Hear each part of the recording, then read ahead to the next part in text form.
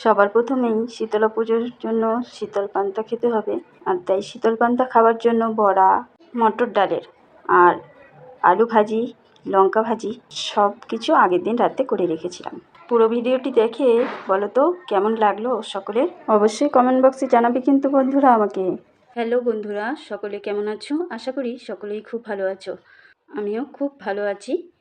আজ আমি নিয়ে এসেছি তোমাদের জন্য ছোট্ট একটি শীতলা মায়ের ভিডিও নিয়ে চলে এসেছি। তো দেখো, এই আমার পাড়ার কাকু কাকিমারা সকলে রয়েছে, আর আমার পাড়ার ননদেরাও সব রয়েছে, ছোট ছোট ভাই বোনেরা, দাদা দিদি সকলেই রয়েছে, আর আমার ছোট বড় পাড়ার জায়রাও রয়েছে।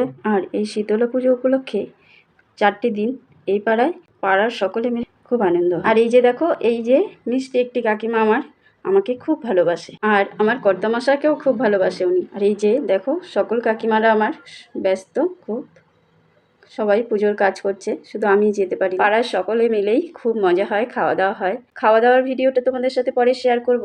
এখন তো খাওয়া দাওয়ার পার্ট চলছে না, তবে আমি ছোট্ট শীতলা পুজোর দিনের টোটাল ভিডিওটুকু তোমাদের সাথে শেয়ার করলাম। আমি তো অসুস্থ, তাই আমি আমার বরকে বললাম আমি অসুস্থ বলে কি আমার ফ্রেন্ডরা কেউ শীতলা মায়ের দর্শন করতে পারবে না?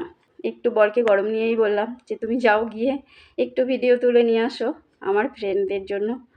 তো তারা অবশ্যই শীতলা মায়ের দর্শন পেলে তাদের ভালো লাগবে, সেই কারণে। তো দেখো, এটা আমার বাড়িতেই এসেছে শীতলা মায়ের কুলো, তাই এখান থেকে একটু ভিডিও তুলে নিয়েছি তোমাদের সাথে শেয়ার করব বলে। সত্যি কথা বলতে আনন্দটা সকলের সঙ্গে শেয়ার করে ভাগ করে নিলে আনন্দর দ্বিগুণ আনন্দ বেড়ে যায়।